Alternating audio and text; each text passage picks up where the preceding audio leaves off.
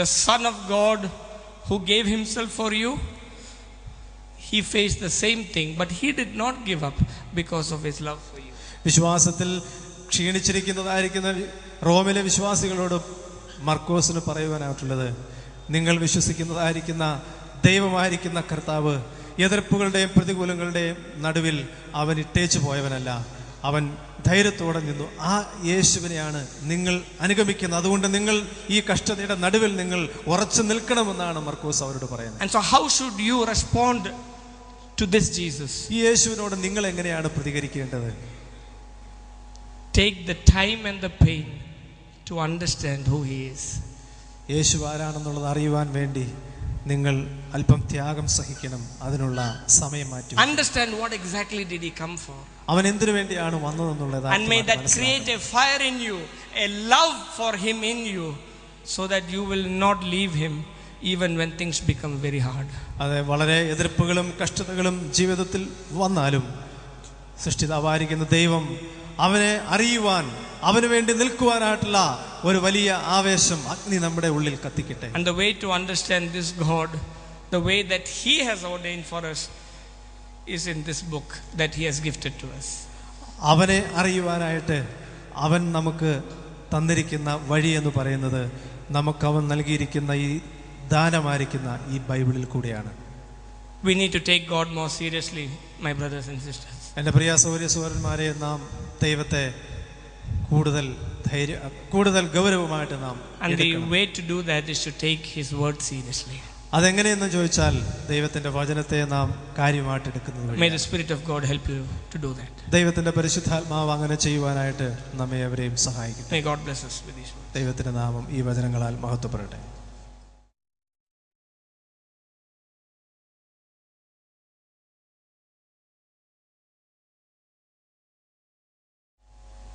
ക്രിസ്തീയ വിശ്വാസത്തിൻ്റെ ഏറ്റവും വലിയ പരസ്യം രൂപാന്തരപ്പെട്ട ദൈവമനുഷ്യരാണ്. ക്രിസ്തീയ വിശ്വാസത്തിൻ്റെ ഏറ്റവും വലിയ പരസ്യം ദൈവം രൂപപ്പെടുത്തിയെടുത്ത ജീവിതങ്ങളാണ്.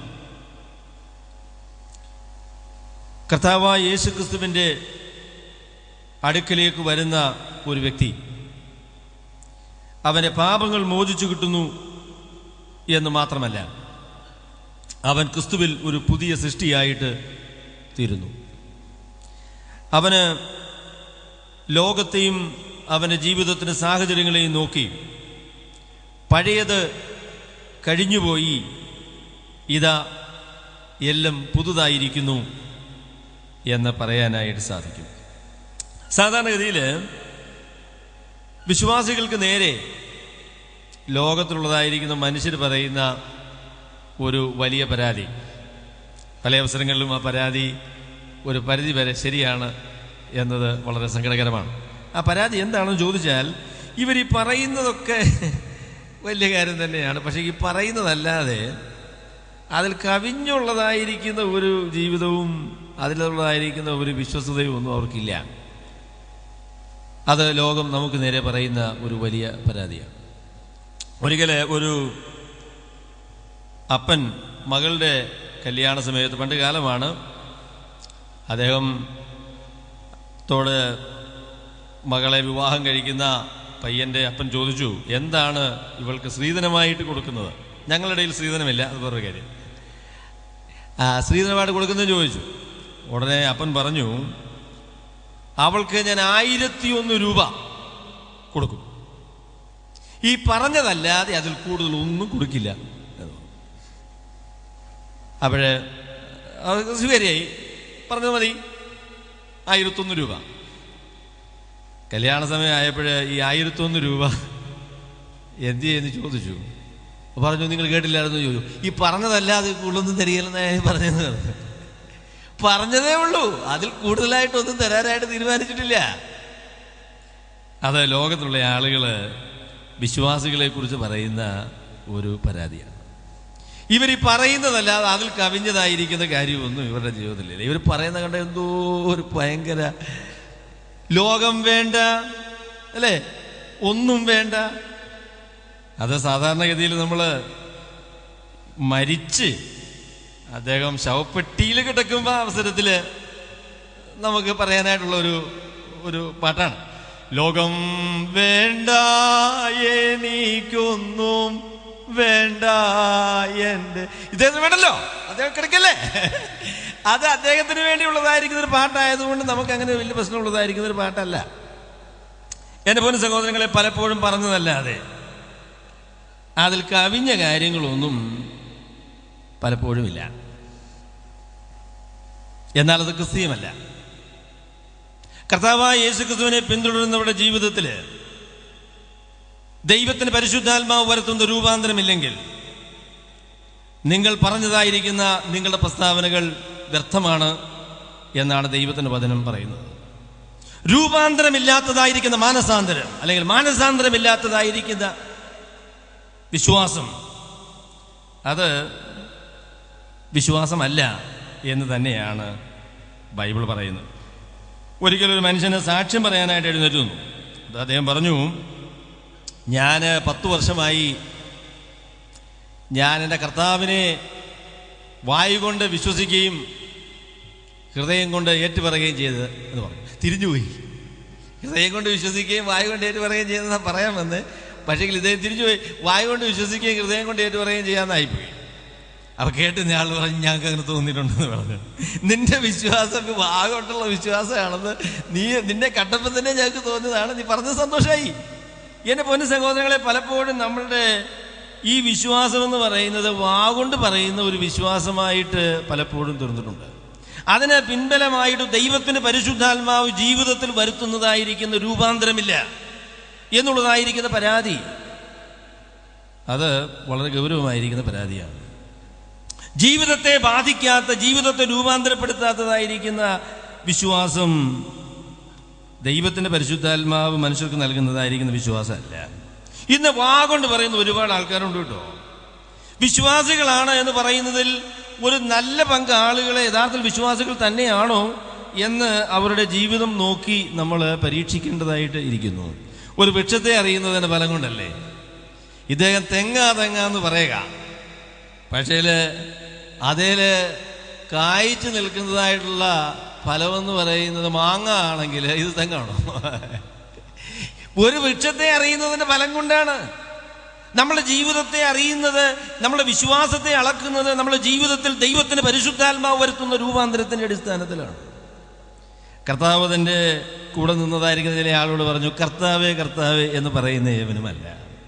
ദൈവത്തിന്റെ പരിശുദ്ധാത്മാവ് ഹൃദയത്തിൽ വിശ്വാസം ജനിപ്പിച്ച് അവന്റെ ജീവിതത്തെ ദൈവത്തിന് പരിശുദ്ധാത്മാവിന് വിധേയത്വത്തിൽ വരുത്തി അവന്റെ ജീവിതത്തെ രൂപപ്പെടുത്തുന്നതായിരിക്കുന്ന പരിപാടിയാണ് യഥാർത്ഥത്തിൽ ദൈവത്തിന്റെ പരിപാടി എന്ന് പറയുന്നത്.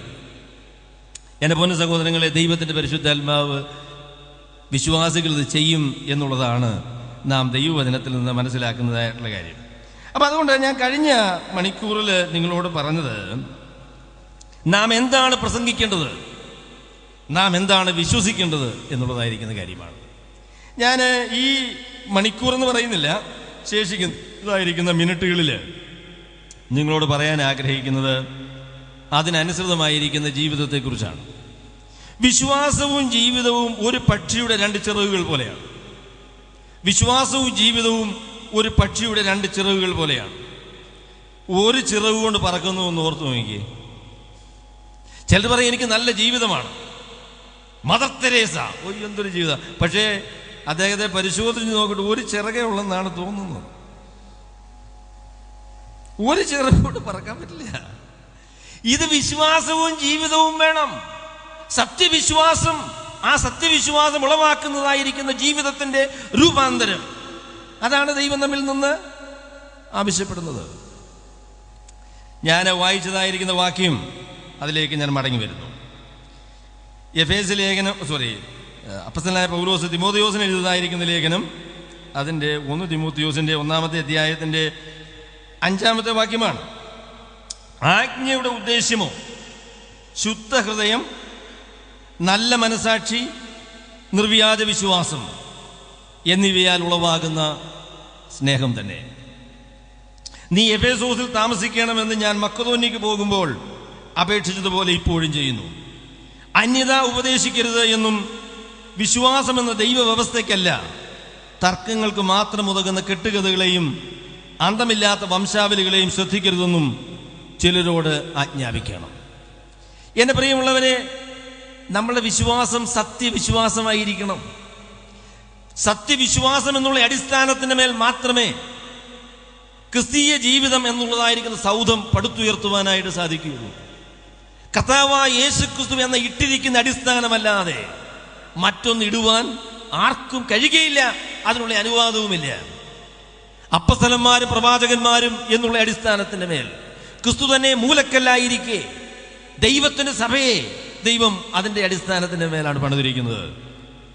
എന്നാൽ ദൈവം ഈ വിശ്വാസത്തിൻ്റെ മേൽ നമ്മളെ പണിതിരിക്കുമ്പോൾ ആ വിശ്വാസം തന്നെയാണ് നമ്മുടെ ജീവിതത്തിൻ്റെ അടിസ്ഥാനമെന്ന് തെളിയിച്ചുകൊണ്ട് നമ്മുടെ ജീവിതത്തെ അതിനനുസൃതമായ രീതിയിൽ രൂപാന്തരപ്പെടുത്തുവാൻ കൂടെ ദൈവം തീരുമാനിച്ചിരിക്കുകയാണ്. ആജ്ഞയുടെ ഉദ്ദേശ്യമോ എന്താണ്? ആജ്ഞയുടെ ഉദ്ദേശ്യം ശുദ്ധ ഹൃദയം, നല്ല മനസാക്ഷി, നിർവ്യാജ വിശ്വാസം എന്നിവയാൽ ഉളവാകുന്ന സ്നേഹം തന്നെ. ആജ്ഞയുടെ ഉദ്ദേശമെന്ന് പറയുന്നത് സ്നേഹമാണ്. ശരിയായ ഉപദേശം വിശ്വാസികളിൽ സ്നേഹം ഉളവാക്കണം. ശരിയായ ഉപദേശം നമ്മിൽ ദൈവം ആവശ്യപ്പെടുന്നതായിരിക്കുന്ന സ്നേഹം ഉളവാക്കണം. ആജ്ഞയുടെ ഉദ്ദേശ്യം, ആജ്ഞയുടെ ലക്ഷ്യം, ആജ്ഞയുടെ ഫലം, ദൈവവചന പഠനത്തിൻ്റെ ഫലം, ദൈവവചന പഠനത്തിൻ്റെ ലക്ഷ്യം എന്ന് പറയുന്നത് ജീവിതത്തിൻ്റെ രൂപാന്തരമാണ്. ജീവിതത്തെ പുതുക്കിപ്പണിയുവാൻ ദൈവം ആവശ്യപ്പെടുന്നത് പോലെ ജീവിതത്തെ രൂപാന്തരപ്പെടുത്തുവാനായിട്ടാണ് ദൈവത്തിൻ്റെ വചനം ദൈവം നമുക്ക് നൽകിയിരിക്കുന്നത്. നമ്മുടെ മസ്തിഷ്കത്തിൻ്റെ ഒരു വ്യായാമം എന്നുള്ള രീതിയിലല്ല ദൈവവചനത്തിൻ്റെ പഠനം. ജീവിതത്തെ രൂപാന്തരപ്പെടുത്താത്തതായിരിക്കുന്ന പഠനവും ജീവിതത്തെ രൂപാന്തരപ്പെടുത്താത്തതായിരിക്കുന്ന വിശ്വാസവും സത്യവിശ്വാസമല്ല. സത്യവിശ്വാസം ദൈവം ആവശ്യപ്പെടുന്നത് പോലെ മനുഷ്യരിൽ സ്നേഹമുളവാക്കുന്നതായിരിക്കുന്ന വിശ്വാസമാണ്. ആജ്ഞയുടെ ഉദ്ദേശ്യമോ സ്നേഹം തന്നെ.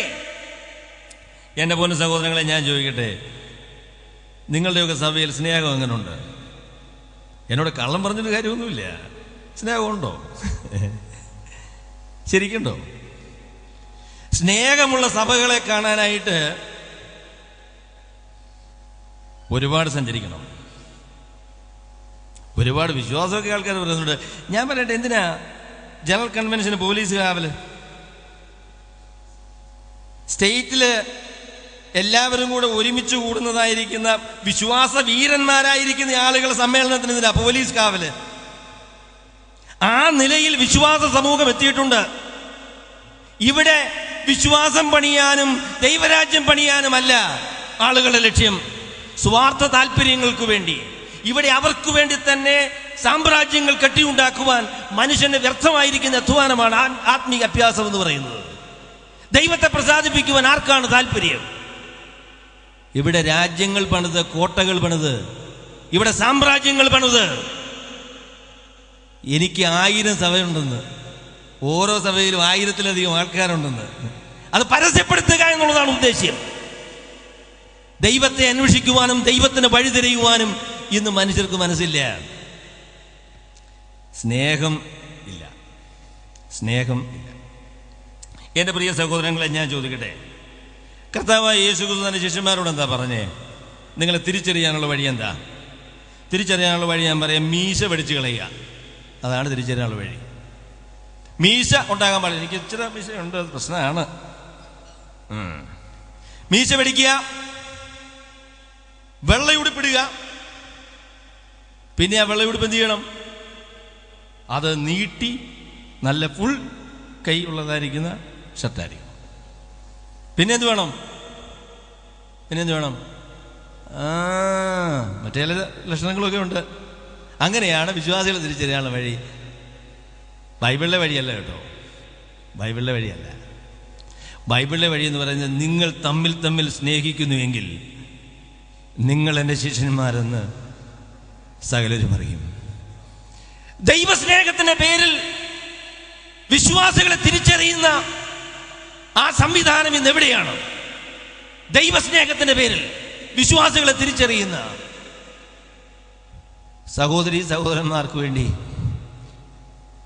ത്യാഗം സഹിക്കുവാൻ മനസ്സുള്ള ദൈവത്തെ സ്നേഹിക്കുന്ന ഭക്തന്മാരെവിടെയാ?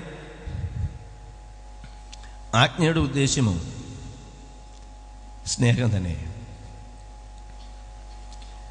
എൻ്റെ പൊന്നു സഹോദരങ്ങളെ, നമ്മൾ ആദ്യ പാഠങ്ങളിലേക്ക് മടങ്ങി വരേണ്ടിയിരിക്കുന്നു. ഇന്ന് നമ്മൾ ഒരുപാട് കാര്യങ്ങളൊക്കെ പറയുന്നുണ്ട്. എസ്കറ്റോളജി, പിന്നെ ഓരോ കാര്യങ്ങളൊക്കെ ഇങ്ങനെ പറയാം. അതൊക്കെ നല്ല കാര്യങ്ങളാണ്. പക്ഷെങ്കിൽ ആദ്യ പാഠങ്ങൾ മറന്നു കളഞ്ഞിട്ടാണ് കർത്താവ് നമ്മളോട് പറഞ്ഞതായിരിക്കുന്ന ഏറ്റവും പ്രധാനപ്പെട്ട കൽപ്പന എന്ന് പറയുന്നത് എന്താ? നീ നിന്റെ കർത്താവായ ദൈവത്തെ പൂർണ്ണ ഹൃദയത്തോടും പൂർണ്ണ ആത്മാവോടും പൂർണ്ണ മനസ്സോടും കൂടെ സ്നേഹിക്കണം. നിന്നെ പോലെ തന്നെ നിന്റെ അയൽക്കാരനെയും സ്നേഹിക്കണം. അയൽക്കാരനെ സ്നേഹിക്കുന്ന ഇവിടെ, സഹോദരനെ സ്നേഹിക്കുന്നതിനെ കുറിച്ച് പറയാം. സഭയിലുള്ള വിശ്വാസികളെ കുറിച്ച് സഭയിലെ സാക്ഷ്യം എന്താ? ആദ്യത്തെ സഹോദരൻ ഒരു സാക്ഷ്യം പറഞ്ഞു. ഒരു സാക്ഷി വേറൊരു സാക്ഷി ഉളവാക്കുമെന്നാ. അതൊരു നല്ല കാര്യമാണ്.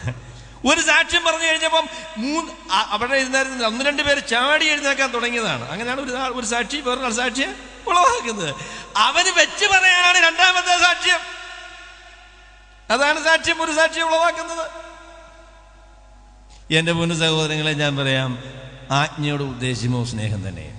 എനിക്ക് വളരെ ബഹുമാനമുള്ളതായിരിക്കുന്ന ഒരു ദൈവദാസൻ പറഞ്ഞൊരു പ്രസ്താവന ഞാൻ ഏറ്റുപറയുകയാണ്. അദ്ദേഹം പറഞ്ഞു, നമ്മുടെ സഭയുടെ പേര് എന്ത് തന്നെയുമായിക്കൊള്ളട്ടെ, നമ്മളുടെ സമൂഹത്തിൽ നമുക്കുള്ളതായിരിക്കുന്ന സ്ഥാനം എന്ത് തന്നെയുമായിക്കൊള്ളട്ടെ, എന്നാൽ സഭാവിശ്വാസികൾ തമ്മിൽ ദൈവം ആവശ്യപ്പെടുന്നതായിരിക്കുന്ന സ്നേഹമില്ല എങ്കിൽ നിങ്ങളുടെ സഭയുടെ പേര് എന്ത് തന്നെയായിരുന്നാലും അത് കർത്താവിൻ്റെ സഭയല്ല എന്ന് അദ്ദേഹം പറഞ്ഞു.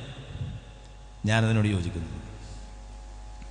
നമ്മുടെ പേരെന്ത് തന്നെയും ആയിക്കൊള്ളട്ടെ, നമ്മളെ അവകാശവാദങ്ങൾ എന്തു തന്നെയും ആയിക്കൊള്ളട്ടെ, തമ്മിലടിക്കുകയും നമ്മൾ കോടതി മുറി കയറി ഇറങ്ങുകയും ചെയ്യുന്ന വിശ്വാസികളുടെ സമൂഹം കർത്താവിൻ്റെ സഭയാണെന്ന് പറയുന്നത്, അത് സമ്മതിച്ചു തരുവാൻ ബൈബിൾ തീരുമാനിച്ചിട്ടില്ല. എൻ്റെ പൊന്നു സഹോദരങ്ങളെ, ആജ്ഞയുടെ ഉദ്ദേശ്യം എന്ന് പറയുന്നത് സ്നേഹമാണ്. സ്നേഹമെന്ന് പറയുന്നത് യഥാർത്ഥത്തിൽ മനുഷ്യർക്കുണ്ടാകേണ്ട അനേക സദ്ഗുണങ്ങളിൽ ഒരു ഗുണം അല്ല.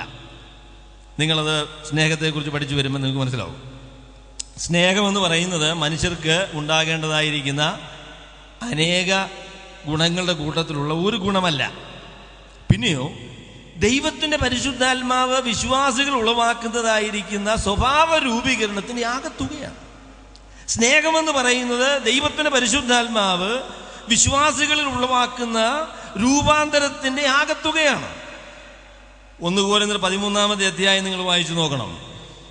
1 കൊരിന്ത്യർ 13-ാമത്തെ അധ്യായം നിങ്ങൾ വായിച്ചു നോക്കി അറിയാം. സ്നേഹത്തെക്കുറിച്ച് പറയുമ്പോൾ അദ്ദേഹം പറയുന്ന കാര്യം, സ്നേഹം എന്ത് ചെയ്യുന്നു? ദീർഘമായി ക്ഷമിക്കുന്നു, ദയ കാണിക്കുന്നു, സ്നേഹം അസൂയപ്പെടുന്നില്ല, അഹങ്കരിക്കുന്നില്ല, അയോഗ്യമായി നടക്കുന്നില്ല, ദോഷം കണക്കിടുന്നില്ല, അസൂയപ്പെടുന്നില്ല. അയ്യോ, ഞാൻ വിചാരിച്ച സ്നേഹം ഒരു ഗുണമാണെന്നല്ല വിചാരിച്ചത്. സ്നേഹമെന്ന് പറയുന്നത് മനുഷ്യരുടെ ജീവിതത്തിലുള്ളതായിരിക്കുന്ന അനേക ഗുണങ്ങളുടെ ഒരു ഗുണമല്ല. സ്നേഹമെന്ന് പറയുന്നത് ദൈവത്തിന്റെ പരിശുദ്ധാത്മാ വിശ്വാസം ഉളവാക്കുന്ന സ്വഭാവ രൂപീകരണത്തിന്റെ ആകത്തുകയാണ്. എൻ്റെ പൊന്നു സഹോദരങ്ങളെ, ഞാൻ പറയാം, സത്യവിശ്വാസം ജീവിതത്തെ വ്യതിയാനപ്പെടുത്തുന്നതാണ്. സത്യവിശ്വാസം ജീവിതത്തെ രൂപാന്തരപ്പെടുത്തുന്നതാണ്. അത് ദൈവത്തിൻ്റെ പരിശുദ്ധാത്മാവിൻ്റെ കൃപയാൽ, ദൈവത്തിൻ്റെ പരിശുദ്ധാത്മാവിൻ്റെ പ്രവർത്തനത്താൽ നമ്മുടെ ജീവിതത്തിൽ ദൈവിക സ്വഭാവങ്ങൾ വളർത്തിയെടുക്കുന്നതാണ്. നമുക്കറിയാമല്ലോ, കർത്താവായ യേശുക്രിസ്തു വിശ്വാസികളെ ഈ ലോകത്തിൽ വെച്ചിരിക്കുന്നതിൻ്റെ ഒരു ഉദ്ദേശ്യം, അല്ലെങ്കിൽ വിശ്വാസികളെ രക്ഷിച്ചതിൻ്റെ ഒരു ഉദ്ദേശ്യം എന്ന് പറയുന്നത് അവരെ സ്വർഗത്തിൽ കൊണ്ടുപോകുക എന്നുള്ളതാണ് ഒരു ഉദ്ദേശം. സ്വർഗത്തിൽ കൊണ്ടുപോകുക മാത്രമാണ് ഉദ്ദേശമെങ്കിൽ കർത്താവായ യേശുക്രിസ്തുവിൽ വിശ്വസിക്കുന്നു എന്ന് പറയുമ്പോൾ എന്ത് ചെയ്യണം? ആ നിമിഷത്തിൽ തന്നെ ഒരു വിറയിലും ഒരു കണ്ണു വഴപ്പിക്കുകയോ കണ്ടു, ആള് തീർന്നു, മേളോട്ട് പോയി. പക്ഷെ വിശ്വസിക്കുന്ന എല്ലാവർക്കും അങ്ങനെ സംഭവിക്കണില്ല. ചില വിശ്വാസികൾ സംഭവിച്ച് കാണുമായിരിക്കും. വിശ്വാസികൾക്ക് പൊതുവെ അങ്ങനെ സംഭവിക്കാറില്ല. അവരെ എന്തിനാ ഈ ലോകത്തിൽ വെച്ചേക്കുന്നത്? അവരെ ഈ ലോകത്തിൽ വെച്ചിരിക്കുന്നതിൻ്റെ ലക്ഷ്യം എന്താണെന്ന് ചോദിച്ചാൽ ഇവരുടെ സ്വഭാവം വ്യത്യാസപ്പെടുത്തി ക്രിസ്ത്യാനികൾ ആരാണ് എന്ന് ലോകത്തുള്ള മനുഷ്യരെ കാണിച്ച് മറ്റുള്ളവരെയും കൂടെ ഈ വിശ്വാസത്തിലേക്ക് കൊണ്ടുവരാനായിട്ടാണ്. നമ്മുടെ ജീവിതങ്ങളെ വ്യത്യാസപ്പെടുത്തുക എന്നുള്ളതാണ് ദൈവത്തിന്റെ പരിപാടി. വ്യത്യാസപ്പെടുത്തി എവിടെ വരെ വ്യത്യാസപ്പെടണമെന്ന് ചോദിച്ചാൽ യേശു ക്രിസ്തുവിനെ പോലെ ആകുന്നത് വരെ വ്യത്യാസപ്പെടണം. എൻ്റെ പൊന്നു സഹോദരങ്ങളെ, ഞാൻ ചോദിക്കുക, നിങ്ങൾക്ക് യേശുവിനെ പോലെ ആകാൻ താല്പര്യമുണ്ടോ? നിങ്ങളങ്ങനെ ചിന്തിച്ചിട്ടുണ്ടോ? അതോ നിങ്ങളുടെ ജീവിതത്തിന്റെ ലക്ഷ്യം എന്താണ്? എൻ്റെ ജീവിതത്തിന്റെ ലക്ഷ്യത്തിൽ ഞാൻ ചോദിക്കുക, കർത്താവേ, നീ എന്നെ വ്യത്യാസപ്പെടുത്തണം.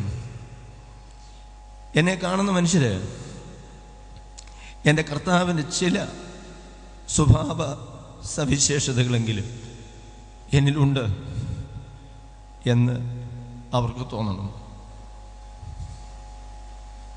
നമ്മളെ കാണുന്ന ആളുകൾക്ക് അങ്ങനെ ഒരു ചിന്ത ഉണ്ടാകാൻ സാധ്യതയുണ്ട്. ജീവിതത്തിന്റെ വ്യതിയാനമാണ്, രൂപാന്തരമാണ് ദൈവത്തിന്റെ പരിശുദ്ധാത്മാവിന്റെ നമ്മുടെ ജീവിതത്തെക്കുറിച്ചുള്ളതായിരിക്കുന്ന ലക്ഷ്യം. അപ്പോസ്തലനായ പൗലോസ് റോമരോട് പറയും, ഈ ലോകത്തിന് അനുരൂപമാകാതെ നന്മയും പ്രസാദവും പൂർണ്ണതയുമുള്ള ദൈവഹിതം ഇന്നത് എന്ന് തിരിച്ചറിയേണ്ടതിന് മനസ്സ് പുതുക്കി രൂപാന്തരപ്പെടുക എന്നുള്ളതാണ് ദൈവത്തിന്റെ പ്രവർത്തനത്തിന്റെ ലക്ഷ്യമെന്ന് പറയുന്നത്. നമ്മുടെ ജീവിതങ്ങളിൽ ദൈവത്തിന്റെ പരിശുദ്ധാത്മാവ് കൃത്യവും വ്യക്തവുമായിരിക്കുന്ന വ്യതിയാനങ്ങൾ വരുത്തുന്നില്ലെങ്കിൽ നമ്മളെ സംബന്ധിച്ച് എന്തോ സാരമായ പരാധീനതകളും പ്രശ്നങ്ങളും ഉണ്ട്. ആജ്ഞ എന്ന് പറയുന്നത് ഉപദേശമാണ്. നീ അന്യത ഉപദേശിക്കരുത് എന്ന് ഞാൻ നിന്നോട് ആജ്ഞാപിക്കുന്നു. സത്യ ഉപദേശം പഠിപ്പിക്കണം എന്ന് ആജ്ഞാപിക്കുന്നു. സത്യ ഉപദേശത്തിന്റെ പഠനം, സത്യ ഉപദേശത്തിന്റെ സ്വീകരണം മനുഷ്യരില് സ്നേഹം ഉളവാക്കണം. അപ്പൊ ഞാൻ നിങ്ങളോട് പറയാം, നമ്മളുടെ ഉപദേശം വിജയിക്കുന്നുണ്ടോ ഇല്ലയോ എന്ന് നോക്കാനായിട്ട് നമ്മൾ ഉപദേശം കേൾക്കുന്ന ആളുകൾക്ക് സ്നേഹമുണ്ടോ എന്ന് നോക്കിയാൽ മതി. നമ്മൾ ഉപദേശം വിജയിക്കുന്നുണ്ടോ ഇല്ലയോ എന്ന് കാണാനായിട്ട് നമ്മളുടെ ഉപദേശം സ്വീകരിക്കുന്ന ആളുകൾക്ക് സ്നേഹം വർദ്ധിക്കുന്നുണ്ടോ എന്നുള്ളത് നമ്മൾ ചോദിച്ചാൽ മതി. കാരണം ശരിയായ ഉപദേശത്തിന്റെ, സത്യോപദേശത്തിന്റെ ലക്ഷ്യം, അതിന്റെ ഫലം എന്ന് പറയുന്നത് ജീവിതത്തിന്റെ രൂപാന്തരമാണ്. ദൈവം ആവശ്യപ്പെടുന്നത് പോലെയുള്ളതായിരിക്കുന്ന സ്നേഹം ആണ്. ഇംഗ്ലണ്ടിൽ ജീവിച്ചിരുന്ന തോമസ് ക്രൈമർ എന്ന് പറയുന്ന ഒരു ദൈവദാസനുണ്ടായിരുന്നു. അദ്ദേഹത്തെക്കുറിച്ച് 16-ാം നൂറ്റാണ്ടിൽ ജീവിച്ചിരുന്ന ആളാണ്. അദ്ദേഹത്തെക്കുറിച്ച് സഭാചരിത്രത്തിൽ വായിക്കുന്നൊരു പ്രസ്താവനയുണ്ട്. അദ്ദേഹത്തെക്കുറിച്ച് പറഞ്ഞു, തോമസ് ക്രൈമർ, അദ്ദേഹത്തെ നിങ്ങൾക്ക് വെറുക്കാനായിട്ട് സാധിക്കില്ല. അതിന് കാരണം എന്താണെന്ന് ചോദിച്ചാൽ നിങ്ങളുടെ വെറുപ്പ് അദ്ദേഹത്തിൻ്റെ സ്നേഹത്തിൽ മുങ്ങിപ്പോകും എന്ന് പറഞ്ഞു. You cannot hate Thomas Kramer because he will just swallow your hatred in his love. Thomas ക്രൈമറിനെ ദ്വേഷിക്കാനായിട്ട് സാധിക്കില്ല. കാരണം നിങ്ങളുടെ അദ്ദേഹത്തോടുള്ളതായിരിക്കുന്ന വിരോധം, നിങ്ങളുടെ അദ്ദേഹത്തോടുള്ളതായിരിക്കുന്ന ദേഷ്യം അദ്ദേഹത്തിൻ്റെ സ്നേഹത്തിൽ മുങ്ങിപ്പോകുമെന്ന്. അങ്ങനെയൊക്കെ സ്നേഹിക്കുന്ന ആളുകൾ ഈ നാളിലുണ്ടോ? നമ്മുടെ കർത്താവിൻ്റെ ഏറ്റവും വലിയ ആകർഷണം എന്തായിരുന്നു? കർത്താവ് വലിയ പ്രസംഗനായിരുന്നുള്ള കാര്യമില്ല, ശരിയാണ്. But the greatest attraction of Jesus was that he was full of love. യോഹന്നാന്റെ സുവിശേഷം 13-ാമത്തെ അധ്യായത്തിന്റെ 1-2 വാക്യങ്ങൾ വായിക്കുന്ന പോലെ താൻ സ്നേഹിച്ചവരെ അന്ത്യത്തോളം സ്നേഹിച്ചു. കർത്താവിൻ്റെ അന്ത്യ അത്താഴത്തിൽ ശിഷ്യന്മാര് ഒരുമിച്ച് ചേർന്ന് അത്താഴം കഴിക്കാനായിട്ടിരിക്കുമ്പോൾ അവർക്ക് ഒരു അപാകതയുണ്ടായിരുന്നു.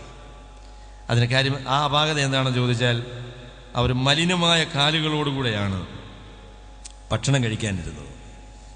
സാധാരണഗതിയിൽ ഒരു ഭവനത്തിലെ ഭക്ഷണത്തിനായിട്ട് ആ കാലത്ത് വന്നാൽ വരുന്ന ആളുകളുടെ കാല് കഴുകാനായിട്ട് അവിടെ ഒരു സേവകൻ ഉണ്ടാവും, ഒരടിമ ഉണ്ടാവും. അദ്ദേഹം വരുന്ന ആളുകളുടെ കാല് കഴുകി അവരെ ഭക്ഷണശാലയിലേക്ക് കൊണ്ടുപോകും, അവിടെ ഇരുത്തും, അവരങ്ങനെയാണ് ഭക്ഷണം കഴിക്കുക. പക്ഷെങ്കിൽ കർത്താവ് ശിഷ്യന്മാരും കൂടെ ഒരുമിച്ച് വന്നപ്പോൾ അവരുടെ കാല് കഴുകാനായിട്ട് അവരുടെ മധ്യത്തിൽ ഒരു അടിമ ഉണ്ടായിരുന്നില്ല. യോഹന്നാന്റെ കാല് കഴുകാനായിട്ട് പത്രോസ് അങ്ങനെ അങ്ങോട്ട് കുനിഞ്ഞു കൊടുക്കുമോ? നമ്മൾ ആരാന്നാ നല്ല നല്ല ഗതി. നമ്മുടെ കാല് കഴുകാനാണെങ്കിൽ വേണമെങ്കിൽ ഇരുന്ന് കൊടുക്കാം. നമ്മളാരുടെയും കാല് കഴുകുന്ന പ്രശ്നമൊന്നും ഉദിക്കുന്നില്ല. പത്രോസ് മോശക്കാരനാണോ, യോഹന്നാൻ മോശക്കാരനാണോ, മത്തായി മോശക്കാരനാണോ? ആരും മോശക്കാരല്ല. അവരങ്ങോട്ടും ഇങ്ങോട്ടും നോക്കി വെച്ച് കാല് കഴുകാതെ അവിടെ എങ്ങോട്ടിരുന്നു. അവരുടെ മധ്യത്തിൽ നിന്ന് കർത്താവായ യേശുക്രിസ്തു എഴുന്നേറ്റു. അവനൊരു തുവർത്ത് എടുത്ത് തൻ്റെ അരയിൽ കെട്ടി, പാത്രത്തിൽ വെള്ളമെടുത്തു, തൻ്റെ ശിഷ്യന്മാരുടെ കാലുകളെ കഴുകി.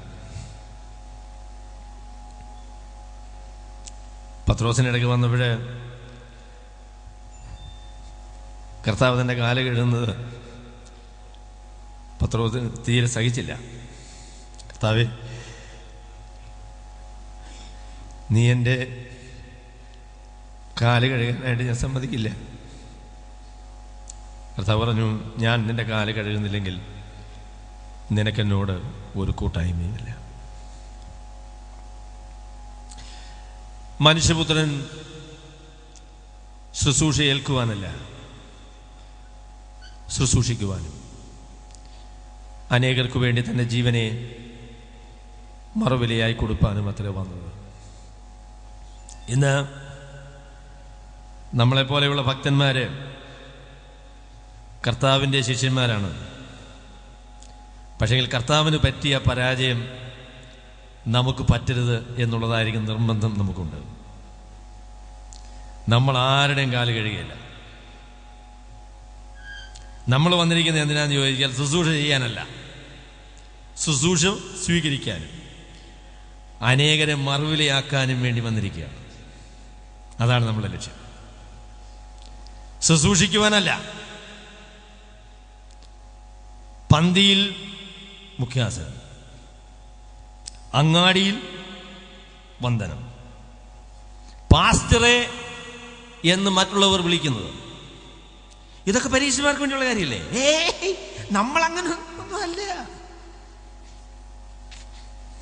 ഒരു വീട്ടിൽ ചെല്ലുമ്പം പാസ്റ്ററേക്കാളും അധികം ബഹുമാനം മറ്റൊരാൾക്ക് കൊടുത്താട്ടെ, അങ്ങനെ പറയാൻ എന്നെ സോക്കേട്.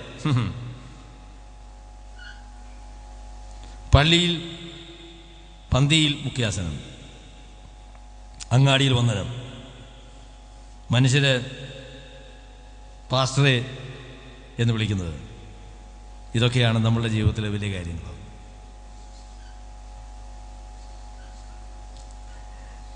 എൻ്റെ പൊന്നു സഹോദരങ്ങളെ, ഞാൻ പറയാം, നമ്മളെക്കാൾ നമ്മുടെ സമൂഹത്തിൽ നമ്മുടെ സഭകളുള്ള ആരും ഉയരുകയില്ല. ഒരു നദിയുടെ ഉത്ഭവസ്ഥാനത്തെക്കാളും അധികം ആ നദി ഉയർന്ന് ഒഴുകുകയില്ല. നമ്മുടെ സഭകളുടെ അധപ്പതനത്തിന് കാരണം നമ്മളാണ്. നാം വിനയപ്പെടുകയും മാനസാന്തരപ്പെടുകയും ചെയ്യാതെ നമ്മുടെ സഭകൾ അനുഗ്രഹിക്കപ്പെടാനായിട്ട് പോകുന്നില്ല. സഭകളുടെ പ്രശ്നം ആരാ? സഭയിലെ വിശ്വാസികളാ? അല്ല, പ്രസംഗിക്കുന്ന എന്നെ പോലെയുള്ള ആളുകളാണ് പ്രശ്നം. പറയുന്നത് പോലെ ജീവിക്കുവാൻ, ഉപദേശിക്കുന്നത് അനുസരിക്കുവാൻ മനസ്സില്ലാത്ത, മാനസാന്തരമില്ലാത്ത ഉപദേഷ്ടാക്കന്മാരും പാസ്റ്റർമാരും ഉണ്ട് എന്നുള്ളതാണ് പ്രശ്നം. ഞാൻ നിങ്ങൾ ഇത്രയും കുറ്റം പറഞ്ഞത് എന്നോട് ക്ഷമിക്കണം. എന്നാൽ അതൊരു യാഥാർത്ഥ്യമാണ്. കർത്താവിനെ മാതൃക സ്വീകരിക്കുവാൻ, വിനയപ്പെടുവാൻ നമുക്ക് അത്യധികം ആവശ്യമായിരിക്കുന്നു. ഒരു കാലത്ത് വേർപെട്ട വിശ്വാസികളെ എല്ലാ ആൾക്കാരും ഒരുപോലാന്നാണ് പറഞ്ഞിരുന്നേ.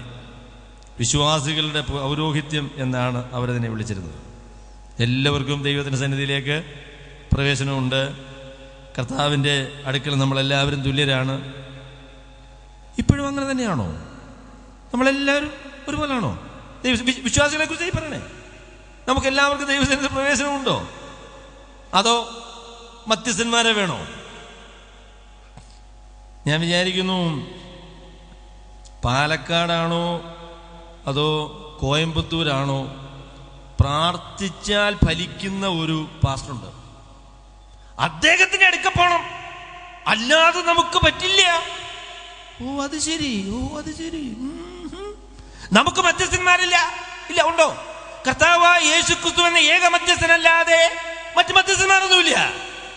എന്റെ പൊന്നു സഹോദരങ്ങളെ, ഞാൻ പറയട്ടെ, യാക്കോബേക്കാർക്കും കത്തോലിക്കർക്കും ഉള്ളതായിരിക്കുന്ന മധ്യസ്ഥന്മാർ മരിച്ചുപോയി എന്നൊരു വ്യത്യാസമേ ഉള്ളൂ കേട്ടോ.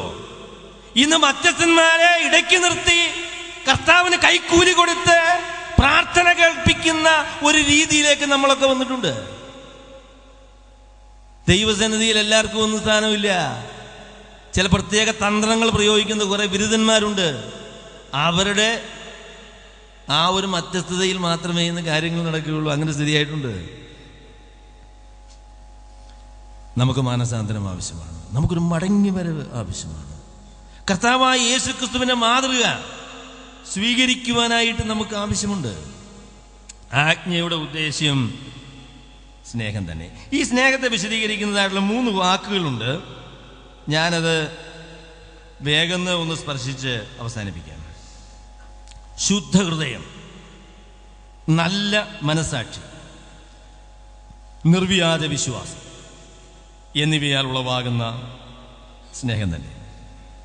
സ്നേഹത്തെക്കുറിച്ച് പറയുമ്പോൾ ആളുകൾക്കുള്ളതായിരിക്കുന്ന ഒരു ചിന്ത എന്താണെന്ന് ചോദിച്ചാൽ, സ്നേഹിക്കുന്നു എന്ന് പറഞ്ഞു കഴിഞ്ഞാൽ പിന്നെ ഒന്നും എതിർത്ത് പറയാൻ പറ്റില്ലല്ലോ. പറ്റുമോ? സ്നേഹിക്കുന്നയാളാണെങ്കിൽ എന്ത് ചോദിച്ചാൽ, ജോയൽ ഓസ്റ്റീനെ കണ്ടിട്ടുണ്ടോ? അദ്ദേഹത്തിന്റെ ഒരു രീതി ഇങ്ങനെ നിന്നോണം, ഒരു കാര്യം ആളുകളോട് പറയരുത്. അതാണ് സ്നേഹം. ബൈബിളിലെ സ്നേഹമതല്ല കേട്ടോ, ബൈബിളിലെ സ്നേഹമല്ല. സത്യം മനുഷ്യരുടെ നന്മയ്ക്കായി ആ ലക്ഷ്യത്തോടെ പറയുന്നതാണ് സ്നേഹം. ഞാൻ സാധാരണക്കാരോട് ചോദിക്കും, ഒരു കൊച്ച് റോഡിലോട് ചാടാൻ പോവാ, വണ്ടി വേഗത്തിൽ വരുന്നുണ്ട്. ഉടനെ നമ്മൾ പറയാം, ചിരിച്ചുകൊണ്ട് നിൽക്കുക അവിടെ സൈഡില്. അതായത് ഞാൻ സ്നേഹമുള്ള ഒരാളാണ്. എന്റെ പൊന്ന് സഹോദര, ചിരി നിർത്തിയിട്ട് ആ കൊച്ചിനെ പിടിച്ചു നിർത്തുക. അതാണ് നിങ്ങൾ ചെയ്യേണ്ടത്. സ്നേഹത്തിന്റെ പ്രദർശനം എന്ന് പറയുന്നത് നിങ്ങൾ ചിരിച്ചുകൊണ്ട് നിൽക്കുന്നതല്ല. ഈ ആപത്തിന്റെ അപകടത്തിന്റെ മുൻപിൽ പെടാൻ പോകുന്ന ഈ കൊച്ചിനെ കയറി പിടിക്കുന്നതാണ് സ്നേഹം. നമ്മൾ സ്നേഹിക്കുന്നു എന്നുള്ളതായിരിക്കുന്ന ആ ഒരു വിചാരത്തില് സത്യവും പറയുകയില്ല, ഒന്നും പറയുകയില്ല. ഒരിക്കലും ഒരു പാസ്റ്ററുടെ ഇടയ്ക്കല് വഴക്കുണ്ടാക്കിയതായിരിക്കുന്ന 2 പേര് വന്നു. ആദ്യത്തെ ആൾ വന്ന് തൻ്റെ വിവരങ്ങളൊക്കെ പറഞ്ഞു. അപ്പോൾ പാസ്റ്റർ പറഞ്ഞു, നീ പറയുന്നത് ശരിയാണ്. അപ്പൊ ഇത് തൻ്റെ ഭാര്യയെ കേട്ടുകൊണ്ട് നിൽക്കുക, പാസ്റ്ററുടെ ഭാര്യ. ഇതിന്റെ പ്രതിയോഗിയായിരിക്കുന്ന ആൾ വന്നു. ഇദ്ദേഹം പറഞ്ഞത് നേരെ എതിരായിട്ടുള്ള കാര്യമാണ് അദ്ദേഹം പറയുന്നത്. അത് കഴിഞ്ഞപ്പം പാസ്റ്റർ പറയുകയാണ്, നീ പറയുന്നത് ശരിയാണ്. ഇവര് പോയി കഴിഞ്ഞപ്പോ ഭാര്യ പറഞ്ഞു, എൻ്റെ അച്ചായ, ഇവര് 2 പേരും പറഞ്ഞത് ശരിയാന്നാണല്ലോ അച്ചായൻ പറഞ്ഞത്, അതെങ്ങനെ ശരിയാകുന്നത്? അപ്പൊ പാസ്റ്റർ പറഞ്ഞു, നീ പറഞ്ഞത് ശരിയാന്ന് പറഞ്ഞു.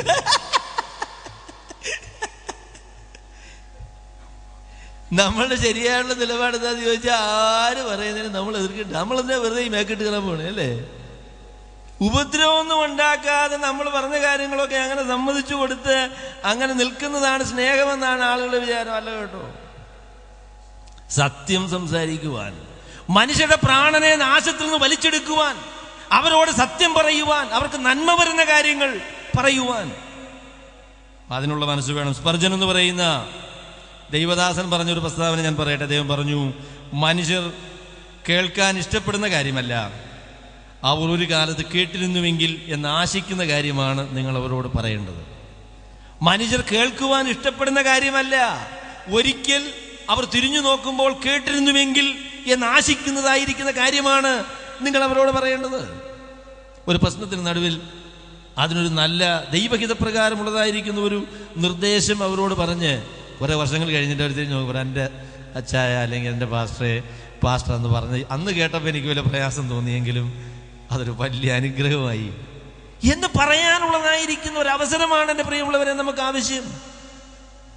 ഈ സ്നേഹത്തിന്റെ 3 ലക്ഷണങ്ങൾ ഇവിടെ പറയുന്നു. ശുദ്ധ ഹൃദയം. ശുദ്ധ ഹൃദയം. എൻ്റെ പൊന്നു സഹോദരങ്ങളെ, ഞാൻ പറയട്ടെ, നമ്മളെ എല്ലാവരുടെയും പ്രശ്നത്തിന്റെ ഹൃദയം ഹൃദയത്തിൻ്റെ പ്രശ്നമാണ്. ഇംഗ്ലീഷിൽ ഇങ്ങനെയാണ് പറയുന്നത്, heart of the problem is the problem of the heart. ഹൃദയത്തിന്റെ പ്രശ്നമാണ് ഏറ്റവും വലിയ പ്രശ്നം എന്ന് പറയുന്നത്. ഈ ബാഹ്യ പ്രകടനങ്ങൾ കൊണ്ട് ദൈവത്തെ പ്രസാദിപ്പിക്കുവാൻ കഴിയുകയില്ല. ഹൃദയശുദ്ധിയുള്ളവർ ഭാഗ്യവാന്മാർ, അവർ ദൈവത്തെ കാണും. ഹൃദയശുദ്ധിയാണോ ഇപ്പം ഏറ്റവും നോക്കുന്നത്, അതോ ഹൃദയശുദ്ധി കൊണ്ടൊന്ന് അഭിനയിച്ചാൽ മതിയോ? ചിലർ പറഞ്ഞു, സഹോദര, ദൈവവേലയിലാണ്, ദൈവവേല എന്ന് പറയുന്ന ഒരു വേലയല്ലയോ എന്ന് ചോദിച്ചു. ദൈവവേല എന്ന് പറയുന്ന ഒരു വേലയാണ്, അതൊരു വേല ഇറക്കുമാണ്. നമ്മളൊരു പാട്ടുണ്ട്, നിന്റെ പേരിൽ ഞങ്ങൾ ചെയ്യും വേലകൾ, തിരുനാമവും ധരിച്ച് ചെയ്യും ക്രിയകൾ. അത് ഭയങ്കര പാട്ടാണ്. എന്തോരം വേലകളും എന്തോരം ക്രിയകളുമാണ് കർത്താവിന് നാമം ധരിച്ചുകൊണ്ട് ഓരോരുത്തർ കാണിക്കുന്നത്, നമ്മൾ കാണിക്കുന്നത്. എൻ്റെ പൊന്നു സഹോദരങ്ങളെ, ഇതിന് മുൻപിൽ ശുദ്ധമായിരിക്കുന്നൊരു ഹൃദയമുണ്ടോ? ഹൃദയത്തിന് നിർമ്മലതയിൽ നിന്ന് ദൈവത്തെ പ്രസാദിപ്പിക്കണം എന്നുള്ളതായിരിക്കുന്ന ലക്ഷ്യത്തോടുകൂടെ, കാപട്യമില്ലാതെ, ചരടുകളില്ലാതെ, ലാഭേച്ഛയില്ലാതെ പ്രവർത്തിക്കുവാനായിട്ട് നമുക്ക് സാധിക്കുന്നുണ്ടോ? നമ്മളുടെ ഹൃദയം ദൈവസന്നിധിയിൽ ശുദ്ധമുള്ളതാണോ? ശീമോൻ എന്ന് പറയുന്നതായിരിക്കുന്ന ഒരു ബിരുദൻ, പത്രോസ് അപ്പോസ്തലൻ ശമരിയിൽ ചെന്നപ്പോഴേ കൈവച്ചപ്പോൾ പരിശുദ്ധാത്മാവ് കിട്ടിയതായിട്ട് അദ്ദേഹം കണ്ടു. ഇത് നല്ല പരിപാടിയാണല്ലോ എന്ന് ശിമോന് തോന്നി. അദ്ദേഹം പല വേലകൾ നേരെ നടത്തിയിട്ടുള്ള ആളാണ് കേട്ടോ.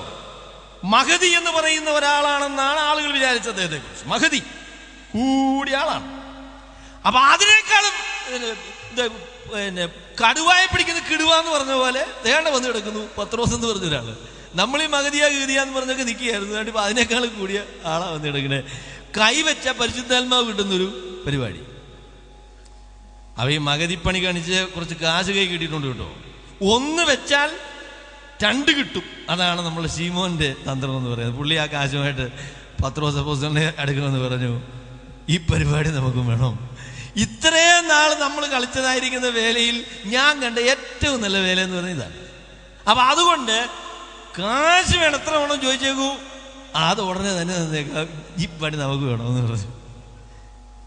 എന്നെ പോലും സഹോദരങ്ങളെ, ഞാൻ ചോദിക്കട്ടെ, അനേക സമൂഹങ്ങളിൽ ഈ പണിക്ക് വേണ്ടി കാശ് മുടക്കുന്ന ഒരുപാട് ആൾക്കാരുണ്ട്.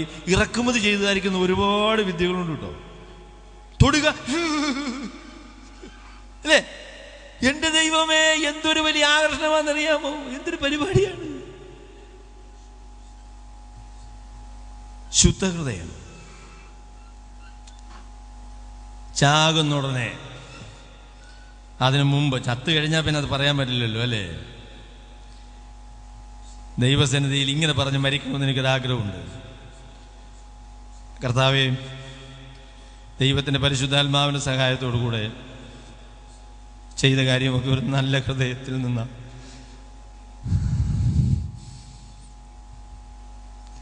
വഞ്ചന ഉദ്ദേശിച്ചിട്ടില്ല എന്ന് പറയുന്ന ഒരു സാക്ഷ്യത്തോടെ മരിച്ചാൽ കൊള്ളാം എന്നൊരാഗ്രഹം എനിക്കുണ്ട് കേട്ടോ. ശുദ്ധമായ ഹൃദയത്തിൽ നിന്ന് ഉളവാകുന്നതായിരിക്കുന്ന സ്നേഹം, മനുഷ്യർക്ക് നന്മ വരണം, മനുഷ്യർ രക്ഷപ്പെടണം, രക്ഷിക്കപ്പെടണം എന്നുള്ളതായിരിക്കുന്ന ആഗ്രഹത്തോടുകൂടെ ഉള്ളതായിരിക്കുന്ന ദൈവവേല, ഇതാണ് ദൈവം ആഗ്രഹിക്കുന്നതായിരിക്കുന്ന കാര്യമെന്ന് പറയുന്നത്. ശുദ്ധഹൃദയം. ഞാൻ ഒരു കാര്യം കൂടെ പറഞ്ഞ് അവസാനിപ്പിക്കാം. നല്ല മനസാക്ഷി. നല്ല മനസാക്ഷി. എന്നെ പൊന്നു സഹോദരങ്ങളെ, ഞാൻ പറയട്ടെ, മനസാക്ഷി കുത്ത് ഇല്ലാതെ ജീവിക്കുന്ന ഒരു ജീവിതം. അപ്പോസ്തലനായ പൗലോസ് അപ്പോസ്തല പ്രവൃത്തി 23-ാമത്തെ അധ്യായത്തിലെ മഹാപുരോഹിതന്റെ മുൻപിൽ നിൽക്കുമ്പോൾ ഇങ്ങനെ പറഞ്ഞു: സഹോദരന്മാരെ, ഞാൻ ദൈവത്തിന്റെ മുൻപാകെയും മനുഷ്യരുടെ മുൻപാകെയും നല്ല മനസാക്ഷിയോടുകൂടെ ജീവിച്ചിരിക്കുന്നു. I have a good conscience before God and before people. മനുഷ്യരുടെയും ദൈവത്തിൻ്റെയും മുൻപാകെ എനിക്ക് നല്ല മനസാക്ഷിയാണ് ഉള്ളത്. എൻ്റെ പൊന്നു സഹോദരങ്ങളെ, ഞാൻ പറയാം, നമ്മുടെ ജീവിതത്തിൻ്റെ ഏറ്റവും വലിയൊരു കൈമുതൽ എന്ന് പറയുന്നത് ദൈവസന്നിധിയിലുള്ളതായിരിക്കുന്ന നല്ല മനസാക്ഷിയാണ്. നല്ല മനസാക്ഷിയോടുകൂടെ ദൈവത്തിൻ്റെ വേല ചെയ്യുക എന്നുള്ളതാണ് ദൈവം നമ്മളെക്കുറിച്ച് ആഗ്രഹിക്കുന്നത്. ഈ മനസാക്ഷി എന്ന് പറയുന്ന പരിപാടി ദൈവം നമ്മുടെ ഹൃദയത്തിൽ തെറ്റും ശരിയും കണ്ടുപിടിക്കാൻ വേണ്ടി തന്നിരിക്കുന്ന ഒരു ക്രമീകരണമാണ്. തെറ്റ് ചെയ്യുമ്പോൾ കുത്ത് ഉണ്ടാവും. അതിനാണ് ഈ മനസാക്ഷി കുത്ത് എന്ന് പറയുന്നത്. തെറ്റ് ചെയ്യുന്ന അവസരത്തിൽ പെട്ടെന്നൊരു കുത്ത്. പക്ഷെങ്കിൽ ഈ തെറ്റ് ചെയ്യുന്ന അവസരത്തിൽ ഈ കുത്തുണ്ടായപ്പോൾ ആ കുത്തിനെ ഗണ്യമാക്കാതെ പിന്നെയും അത് ചെയ്താൽ എന്ത് ചെയ്യും? രണ്ടാമതും കുത്തു വരുമെങ്കിലും ആദ്യത്തിൻ്റെ അത്രയും നോവില്ല. 3, 4, 5 കുത്തി കുത്തി അതൊരു പരിചയമായി അല്ലേ? അതിനെക്കുറിച്ച് പറയും തഴമ്പിച്ചു പോയ മനസാക്ഷി എന്നാണ് പറയുന്നത്. തഴമ്പിച്ചു പോയ മനസാക്ഷി. തഴമ്പിച്ചു പോയ മനസാക്ഷിയുള്ള അനേക സുവിശേഷകന്മാരുണ്ട്. അവരുടെ ആദ്യകാലത്ത് അവർ അങ്ങനെയൊക്കെ ചെയ്തപ്പോൾ അവർക്കത് സങ്കടമായിരുന്നു കേട്ടോ. പക്ഷേങ്കിൽ അത് പരിചയിച്ച് കഴിഞ്ഞപ്പോൾ പ്രശ്നമില്ല, അങ്ങനെയൊക്കെ ചെയ്യാനായിട്ടുള്ള ആ ധൈര്യം വന്നു. അവരുടെ മനസാക്ഷി മരവിച്ചുപോയി, അത് കഠിനപ്പെട്ടു പോയി. തിമോഥെയോസിന്റെ ലേഖനം 4-ാമത്തെ അധ്യായത്തിൽ പറയുമ്പോൾ പറഞ്ഞു മനസാക്ഷിയിൽ ചൂട് വെച്ചവരായി എന്ന് പറഞ്ഞാൽ ഈ മൃഗങ്ങൾക്കൊക്കെ അതിനെ ഇങ്ങനെ ചൂട് വെച്ചുള്ളതായിരിക്കുന്ന കമ്പി കൊണ്ട് അതിന് അടയാളം ഇടുന്നതായിരിക്കുന്ന ഒരു പരിപാടിയുണ്ട്. അപ്പോൾ ഈ ചൂട് വെച്ച് കഴിഞ്ഞാൽ ആ സ്ഥാനത്തുള്ളതായിരിക്കുന്ന സ്പർശന ശക്തി വളരെ കുറയും. അതാണ് അതിൻ്റെ പ്രത്യേകത എന്ന് പറയുന്നത്. മനസാക്ഷി കരിഞ്ഞ് പ്രതികരിക്കാൻ കഴിയാത്ത നിലയിലായി പോകുവാനുള്ളതായിരിക്കുന്ന സാധ്യതയുണ്ട്. ഈ പ്രസ്താവനയും കൂടെ ഞാൻ പറയാൻ ആഗ്രഹിക്കുന്നു. എനിക്ക് ദൈവത്തോടുള്ളതായിരിക്കുന്ന ഒരു പ്രാർത്ഥന എന്ന് പറയുന്നത്, ദൈവമേ, ഞാൻ എന്തെങ്കിലും തെറ്റ് ചെയ്താൽ അതെന്നെ ബോധ്യപ്പെടുത്തുന്ന സജീവമായിരിക്കുന്ന പ്രതികരണശേഷിയുള്ള ഒരു മനസാക്ഷി എന്നിൽ നിലനിർത്തണം എന്നുള്ളതായിരിക്കുന്ന പ്രാർത്ഥന. നമ്മുടെ ഹൃദയത്തിൽ ദൈവത്തിൻ്റെ പരിശുദ്ധാത്മാവ് നമ്മളുടെ കുറ്റങ്ങളെക്കുറിച്ചും പാപങ്ങളെക്കുറിച്ചും ബോധം വരുത്തുമ്പോൾ അതിനെ ന്യായീകരിക്കാതെ ദൈവസന്നിധിയിൽ വിനയപ്പെടുവാൻ, ദൈവസന്നിധിയിൽ മാനസാന്തരപ്പെടുവാൻ, ദൈവം പറഞ്ഞ കാര്യം കേൾക്കാനായിട്ട് മനസ്സ് വെച്ചാൽ